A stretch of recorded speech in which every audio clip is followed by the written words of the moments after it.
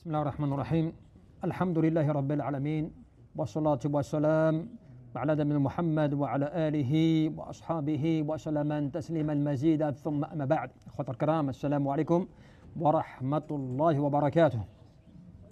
إخوان في حديث رواه الإمام مسلم في الصحيح أن النبي صلى الله عليه وعلى آله وسلم أنه قال إن بالمدينة لرجالا ما سرتم مسيرا ولا قطعتم واديا إلا كانوا معكم وقالوا وهم بالمدينة قال وهم بالمدينة حسبهم العذر. Dans un hadith authentique, le prophète sallallahu alayhi wa sallam nous rappelle une chose extrêmement importante. Et cela, vous allez voir, est tiré de grandes leçons bénéfiques quant au fait de la personne de l'adorateur, comment est-ce qu'il doit dans son adoration être sincère et comment est-ce qu'il doit dans ce qu'il fait le faire vraiment et véritablement pour Allah subhanahu wa ta'ala. Et le prophète nous dit quoi? Il nous dit à Médine, et cela lorsqu'il était parti en expédition. Il est parti comme cela avec les compagnons en expédition et il dit il y a des gens qui sont restés à Médine, c'est-à-dire qui sont restés derrière à Médine, qui ne sont pas partis avec nous. Cependant, ils sont là où vous êtes, ils marchent là où vous marchez et ils traversent des vallées comme vous les traversez. Ils sont avec vous alors qu'ils sont à Médine. Et les compagnons se sont étonnés. Ils ont dit, Ya Rasulallah, comment cela, ils sont à Médine? Ils sont à Médine et ils sont pourtant avec nous? Et qu'est-ce que répond le prophète? Il dit, oui, ils sont restés à Médine, tout en étant à Médine, ils sont avec vous parce qu'ils avaient des excuses. Parce qu'ils avaient des excuses les empêchant de venir avec nous. Et donc là, tu comprends déjà, awalan, la première des choses, c'est que lorsque toi, tu fais un acte d'adoration, et qu'un jour, tu ne puisses plus faire cet acte d'adoration, non pas à cause de ce que toi, tu veux plus, ce n'est pas toi qui ne le veux plus, tu es empêché de le faire, ou bien tu as l'incapacité de le faire, alors que tu aimerais bien le faire, Allah, Jalla fi'ulah, il te note cela comme si tu l'avais fait. Il te garde la récompense. C'est comme cela que les personnes qui sont malades, qui ont l'habitude de faire des bonnes œuvres, qui ont l'habitude de faire ce qu'on appelle al-ibadat ou al-qurbat, des actes d'adoration, des actes de rapprochement d'Allah Azza wa Jalla et autres, lorsqu'ils sont empêchés par leur maladie, lorsqu'ils ont l'habitude de fréquenter la mosquée, et puis soudainement ils sont empêchés de s'y rendre, ils sont empêchés de pouvoir s'y rendre, ils sont empêchés de pouvoir sortir de chez eux, Allah Jalla fi'ula bi rahmatihi par sa miséricorde, eh bien il leur note comme si ils sortaient à la mosquée pour la faire la prière, alors qu'ils prient chez eux, alors qu'ils prient dans leur lit. Allah Jalla fi'ula, il leur note comme si eh bien ils étaient à la mosquée en priant en groupe. Pourquoi? Parce que d'habitude ils le font. D'habitude ils le font, simplement là ils sont empêchés par quelque chose.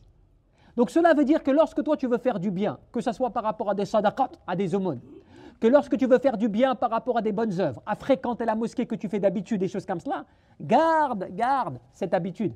Et cette bonne intention dans ton cœur de vouloir toujours faire le bien et de vouloir exceller dans le bien pour que le jour où tu ne puisses pas le faire, Allah Jalla fi'ula, il va te le noter à ton actif. Alors que tu as des gens, des personnes parmi les personnes négligentes, min al-ghafilin, eh bien, elles trouvent des excuses pour ne pas faire d'acte d'adoration. Et elles oublient que quand elles ne pourront plus les faire, eh bien en plus de cela, elles n'auront rien. Quand elles disent, mais moi, la prière à la mosquée, ce n'est pas obligatoire. Pourquoi j'ai pas de problème pour cela? Et puis moi, je donne que quand j'ai envie de donner. Et puis il y a des gens à qui je n'ai pas envie de donner, des choses comme cela, tu vois. Ou bien des bonnes œuvres, ils ne vont pas s'y adonner. Le Coran, par exemple, ils ne vont pas beaucoup le lire. Et le jour où ils vont en être empêchés, eh bien ils auront la récompense de ce qu'ils faisaient d'habitude, c'est-à-dire peu ou rien.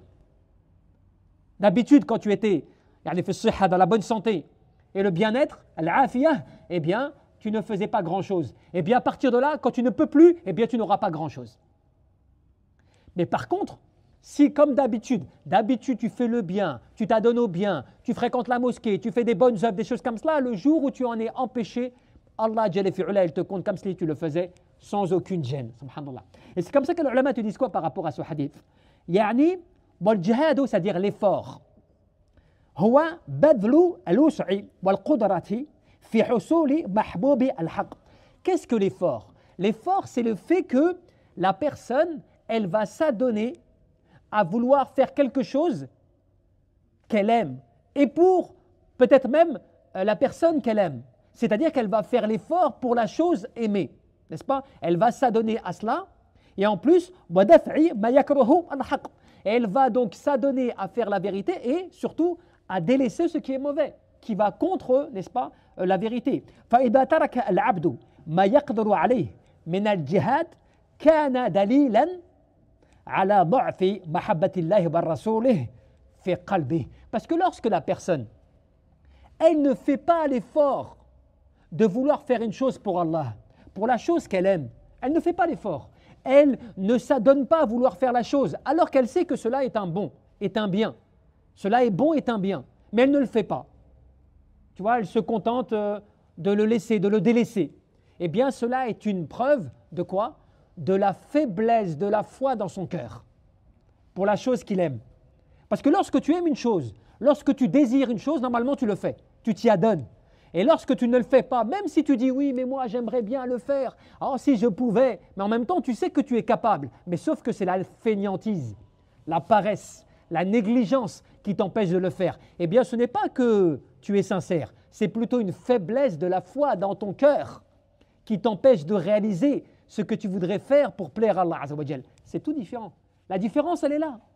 Et c'est comme cela qu'on te dit que وَمَعْلُومٌ أَنَّ الْمَحْبُوبَاتِ لا تنال غالبا إلا باحتمال المكروهات سواء كانت محبة صالحة أو فاسدة. Vous savez, dans ce bas monde, il est bien connu que lorsque la personne, elle aime quelque chose, elle aime quelqu'un, elle est prête à faire des choses pas possibles pour les réaliser. Même si cela lui cause des problèmes dans ce bas monde. Tu as des gens, par exemple, ils veulent à tout prix être avec quelqu'un. Eh bien, ils sont prêts à dépasser les limites, à ne pas respecter les règles pour essayer d'atteindre la personne, pour être avec la personne. Même si ce qu'ils font va leur causer du tort. Même si ce qu'ils font, eh bien, va leur causer des choses mauvaises. Eh bien, ils le font quand même. Pourquoi? Parce que c'est leur amour qui les pousse à faire cela pour cette chose, pour cette personne. De la même manière, cette chose-là, qu'elle soit bonne ou mauvaise, eh bien, ils vont la faire. Mais quand toi, tu fais une chose, pourquoi tu aimes cette chose-là? Ce pourquoi tu aimes cette chose-là? Eh bien, quand tu fais une chose pour une chose que tu aimes, obligatoirement, cette chose-là, elle va engendrer des contraintes. Tu ne peux pas t'adonner, par exemple, à faire des choses que tu aimes, pour quelque chose que tu aimes, sans que cela, à un moment, te cause du tort dans ce bas monde. C'est comme cela, c'est le sacrifice. Les choses ne sont pas simples. Les choses, comme on dit, tu vois, le fait d'arriver même, tu vois, à la récompense au paradis, eh bien, on dit que le chemin, il est semé d'embûches. Ce n'est pas un chemin qui est facile pour avoir la récompense. Donc, quand tu vas t'adonner à faire une chose que tu aimes, ou pour la personne que tu aimes, eh bien, automatiquement, ça va engendrer des sacrifices. Tu seras obligé de supporter et de patienter, parce que tu n'auras pas la chose facilement. Regarde la preuve. La personne qui aime une autre personne, eh bien, quand cette personne-là, elle veut à tout prix être avec elle dans l'amour et autres, eh bien, elle est obligée d'accepter peut-être des critiques qu'on va lui faire, ou bien que ça va lui causer des problèmes personnels, ou bien qu'elle devra dépenser de l'argent, ou bien plein de choses comme cela, ça va lui causer des problèmes. Pourquoi? Parce que elle veut à tout prix arriver à ses désirs, à ce à quoi, tu vois, elle veut donc arriver en termes d'amour. Il y a des choses à supporter. Alors quand tu sais que toi, yani dans ce bas monde, quand on te dit cela, on te dit فالمحبون للرئاسة والمال والصور لا ينالون مطالبهم إلا بضرار يلحقهم في الدنيا. Quand tu sais que par exemple l'amour du pouvoir, l'amour tu vois, du fait de diriger, que tu sois un président, un roi ou autre, le fait d'aimer par exemple, comme on le disait, des créatures ou autres, automatiquement cela va engendrer des contraintes. Cela va engendrer des contraintes contre toi. Tu devras supporter tout plein de choses liées à ce que tu aimes. C'est obligatoire. Mais cela, c'est par rapport à ce bas monde. Imagine les calamités en plus, comme on te dit, sachant que, en plus des calamités de ce bas monde, il y a aussi les calamités de l'au-delà. Il n'y a pas simplement que ce bas monde. Lorsque toi, tu désires atteindre tes plaisirs dans ce bas monde, arriver à ce qui te plaît dans ce bas monde, tu vas assumer les conséquences de ce bas monde, mais aussi il faudra assumer les conséquences dans l'au-delà, par rapport à ce à quoi tu t'es adonné, en termes de péché ou autre. Il faut accepter. Mais ça, pourquoi tu le fais? Parce que tu aimes cette chose-là. Toi, ton cœur, il s'accroche à cela. Tu n'arrives pas, tu vois, à lutter contre. Donc, tu te laisses aller. C'est comme ça que les gens, ils deviennent accros au péché. Ils deviennent accros à des choses comme cela qui leur causent du tort. Pourquoi cela? Si tu sais que c'est mauvais pour toi. Ça te cause du tort, ça te cause des péchés, des choses comme cela, pourtant tu continues. Pourquoi? Parce que ton amour, il a pris le dessus sur ta raison. Toi, tu aimes cette chose-là, tu désires cette chose-là, donc elle te pousse, même si tu es conscient que ça va te causer du tort. Pourtant, tu le fais. Eh bien, on te dit, فالمحب لله سبحانه وتعالى بالرسوله إذا لم يحتمل ما يرى ذو رأي من المحبين لغير الله في حصول محبوبهم دل ذلك على ضعف محبتهم لله عز وجل. Alors celui, quand il est conscient de cela, quand tu es conscient que quelqu'un, par amour, par désir, il est capable de faire des choses pas possibles, même si cela lui cause du tort, même si cela lui cause du tort, des personnes qui vont aller voler, des personnes qui vont faire des choses comme cela et tout, ils savent que ça peut leur causer du tort, ou voire même ça va leur causer du tort. Mais pourtant ils le font. Pourquoi? L'amour de l'argent, l'amour du pouvoir, l'amour des plaisirs, tout cela, ça les pousse, ça les motive tellement qu'ils sont prêts à accepter que s'il y a du tort, eh ben c'est pas grave. Si je vais en payer les pots cassés, c'est pas grave. Eh bien, on te dit, si alors celui qui aime Allah et son messager, qui est conscient de cela, il est conscient de cela, eh bien lui, son amour, il ne le consacre pas alors pour Allah Azza wa Jal. Et il n'est pas prêt à supporter les difficultés. Et il n'est pas capable de patienter pour Allah et son messager, parce qu'alors qu'il sait que c'est la vérité, eh bien cela est une preuve de la faiblesse de son amour pour Allah et son messager. Lorsque toi tu n'es pas capable de supporter les difficultés de l'adoration, les difficultés de l'amour d'Allah et de ce que cela engendre en termes de difficultés de patience et de patience, eh bien cela démontre la faiblesse dans ton amour d'Allah. Alors tu vas me dire, c'est quoi la preuve? Eh bien regarde les sahaba, regarde les compagnons. Les compagnons, ils ont sacrifié leur personne, ils ont sacrifié leurs biens, ils ont sacrifié tout ce qu'ils avaient pour Allah et son messager. Ils étaient prêts à tout perdre parce qu'eux, ils étaient convaincus. Alors qu'aujourd'hui, on est bien conscient que la plupart d'entre nous, on adore Allah Azza wa Jal. Bien sûr, on a l'amour d'Allah Azza wa Jal, de son prophète, bien évidemment. On croit, on œuvre, on fait des choses comme cela. Mais on n'est pas prêt à tout. On n'est pas capable de tout délaisser. On n'est pas prêt à accepter toute forme de difficulté. Alors que les compagnons étaient prêts à accepter, mais quand je vous dis toute forme de difficulté, c'était que pour eux, ils avaient bien conscience qu'ils avaient compris que ce bas monde était éphémère. Donc à partir de là, ce qui arrivait, eh bien, arrivait, c'est tout, c'était comme cela. Alors que nous, aujourd'hui, l'amour de ce bas monde, tu vois, la richesse et les désirs ont tellement pris notre cœur qu'on est prêt à certains sacrifices, mais pas à tous les sacrifices. On est prêt à dépenser, mais pas à toutes les dépenses. On est prêt à supporter, mais pas à tout supporter. Cela, faut qu'on se le dise, il y a en cela une faiblesse de l'amour d'Allah en nous. Une faiblesse de l'amour d'Allah en nous. Et c'est comme cela qu'on te dit, justement, فَإِذَا كَانَ مَا سَلَكَهُ أُولَئِكَ هُوَ الطَّرِيقَ الَّذِي يَسِيرُ بِهِ الْعَقْلُ. Alors que tu sais que ceux qui font ça, à la base, ceux qui adorent autre qu'Allah, ceux qui ne font pas cela pour Allah, ceux qui ne font pas cela pour leur religion, quand ils le font, ils sont prêts à se sacrifier, ils sont prêts à tout donner, ils sont prêts à faire des choses pas possibles. Tu le vois cela, tu le vois. Des fois, tu vois des gens qui sont prêts à tout donner pour ce qu'ils aiment, pour ce qu'ils désirent, alors qu'ils ne font pas cela pour Allah, pour l'adoration. Ils font cela pour leur conviction. Ils font cela pour leur amour de la chose, même si c'est la justice. Certains, ils sont prêts, par principe de justice, à se sacrifier parce qu'ils considèrent que cela est une cause tellement noble qu'ils sont prêts à tout pour cela, pour faire passer la justice, tu comprends? Ils sont prêts à accepter, à supporter toutes les critiques, toutes les choses, parce que pour eux, ce qui prime, c'est de faire entendre la justice. Tu vois. Il y a des personnes qui sont comme cela.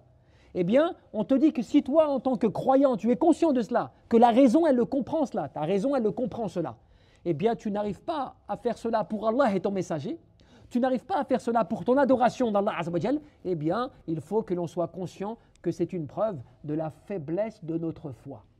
Nous avons un manquement dans l'amour d'Allah.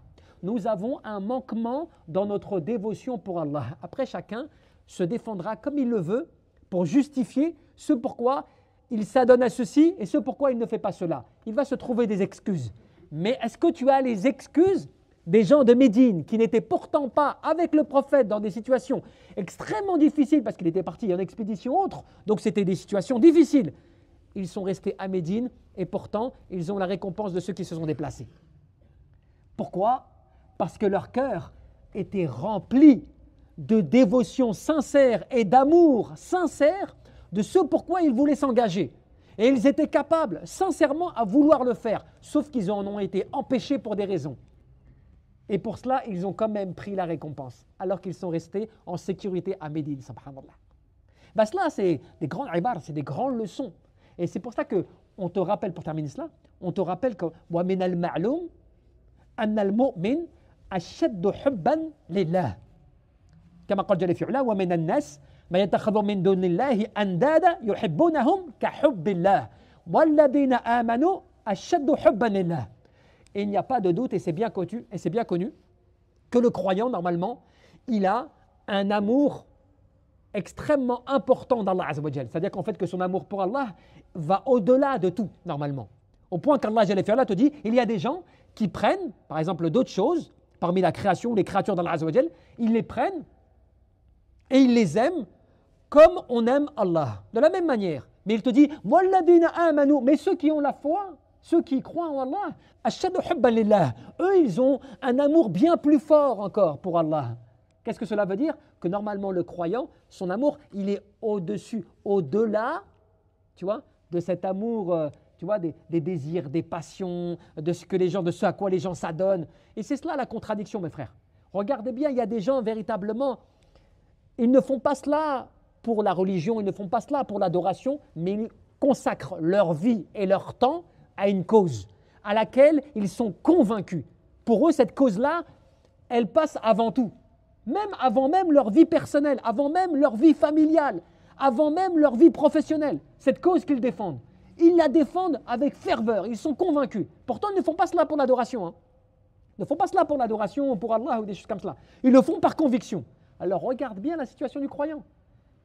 Il le fait des fois même pas pour son adoration. Lui, il est convaincu que cette vie, elle est passagère, qu'il va quitter ce bas monde, qu'il va rendre des comptes, que ce bas monde est éphémère, des choses comme cela. Et pourtant, il ne se consacre pas complètement et totalement, tu vois, Allah subhanahu wa ta'ala, dans le fait de sa dévotion dans son cœur. Des priorités qu'il choisit dans sa vie. Des choix que tu fais dans ta vie pour Allah et pour son prophète.